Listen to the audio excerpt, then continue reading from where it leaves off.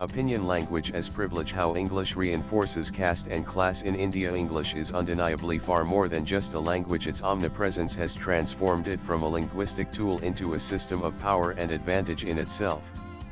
English has so naturally been established as a global default that we often overlook the dominance it holds over our communication.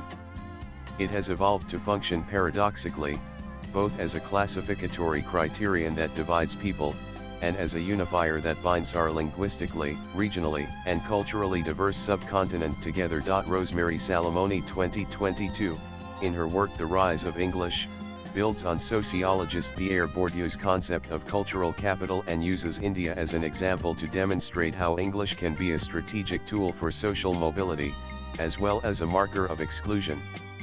Similarly, Matthew 2018, in his piece Aspiring and Aspiration Shaming, introduces the concept of aspiration shaming, wherein elite social actors dismiss or critique the English medium schooling aspirations of the non-elites, revealing anxieties about shifting hierarchies. These aspirations are embedded in everyday mothering practices, such as enrolling children in English medium private schools, investing in after-school English tuitions, and vigilantly overseeing schoolwork at home. For marginalist mothers, these aspirations are a moral and ethical act that helps them negotiate and navigate through poverty, envisioning a better future for their children. For those with privileged educational backgrounds, fluency in English is often taken for granted and viewed as effortless or automatic. In contrast, for those from non-elite or regional medium schooling backgrounds, English remains an aspirational goal that demands significant effort and investment. This casual attitude towards English proficiency is also reflected in popular social media content, where students often joke about neglecting English exam preparation because it is viewed as an opportunity to score freebie marks with little to no effort. Such representations reinforce the normalization of English privilege while simultaneously marginalizing those for whom it is a hard-won skill. Aspiration shaming and the subtle gatekeeping of English fluency can be seen as interrelated dynamics that reflect broader structural inequalities in access to linguistic as well as cultural capital. The book Medium of Instruction Policies Which Agenda Whose Agenda, edited by James W. Tollefson and Amy B. Msui, provides a comprehensive analysis of how language policies in education are deeply intertwined with socio-political processes, via diverse case studies. Chapter 9, Medium of Power. The question of English in education in India, gives us an account of how English education was introduced in India to create an intermediary class that would facilitate smoother administration, eventually leading to the foundation of English language domination. The upper castes treated English medium education as a knowledge tool, which percolated down to Indian society at both the class as well as caste levels. This gatekeeping and selective access to English medium education was contested by the lower castes, as they sought inclusion in the mechanics of nation building. Since English education became a stepping stone to socio-economic advancement, it created a caste-based segregation disguised as a language barrier. While English medium education is largely seen as a pathway to upward social mobility and a doorway to better career opportunities, we must acknowledge the unfortunate truth that it benefits only the small elite population that has had the cultural capital of prior exposure to English in a way that can be applied, rather than just a skeletal understanding of the language, which is just enough to score well in exams via rote learning. English medium education is pedestalized and gold-plated with the superficial promise of social prestige and modernity, which is very much out of sync with the actual implementation of policies and pedagogical methods. This essentially creates a dichotomy where English medium education is a default preference for most, but at the same time, is a ground for division among diverse groups, perpetuating social hierarchies rather than bridging them. English medium education is skewed in favor of the privileged with existing access to resources such as well-funded schools and an English-speaking environment that reinforces caste and class divides.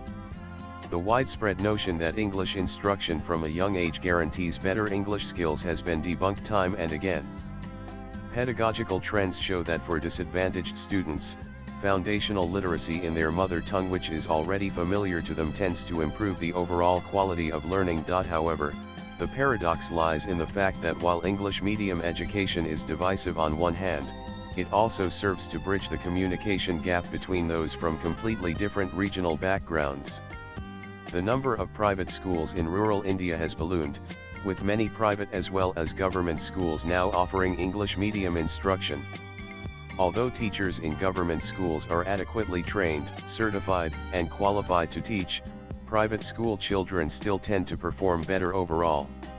This difference in performance could at least partly be attributed to the disparity in infrastructure. Research advocates that children learn best in their mother tongue, with additional languages being introduced gradually rather than right from the start. Despite evidence supporting mother tongue instruction, many governments worldwide implement assimilationist language policies that prioritize dominant languages, English being one in this case. This has led to what Skutnap Kangas 2000 calls silent ethnocide, where indigenous languages and cultures are gradually erased through formal education. In India, the allure of English has dominated education, and this language barrier, combined with poor infrastructure, contributes to high dropout rates.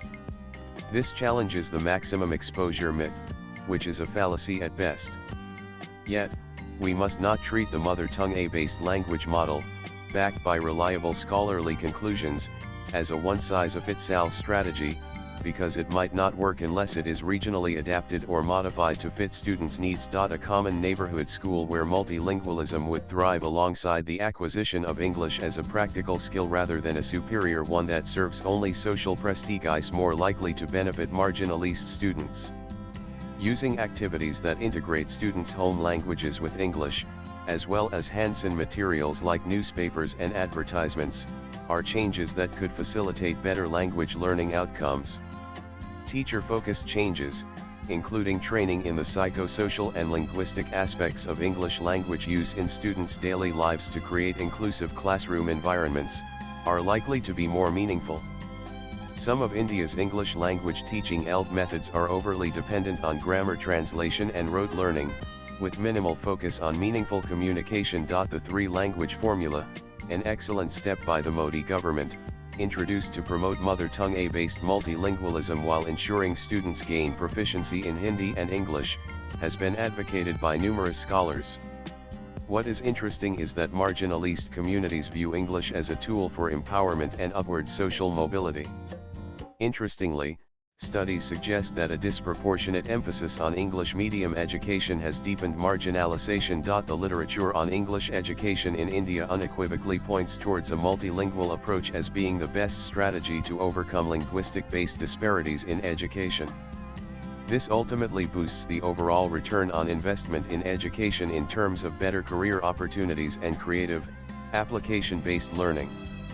It would be interesting and practical for future research to explore how we can utilize and incorporate digital and AI tools into teaching methodology for more efficient and multimodal learning.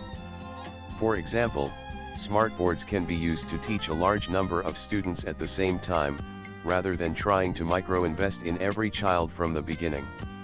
Teachers could use programs like Duolingo as creative ways to teach children effectively by gamifying the course content. Additionally, it would be crucial to restructure teacher training programs to equip teachers with the necessary skills to contextualize learning, rather than rigidly sticking to textbook-based rote learning practices.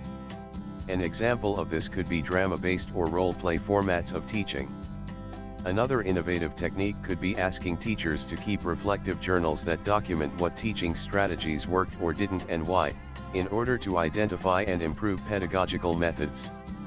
This doesn't mean certain strategies must be discarded outright. They could be appropriately modified, and if they don't work in one region, they might in another. Swipe left for next video. Lastly, a relatively under-researched aspect of learning is the role of groupism in diverse environments and its effects on learning.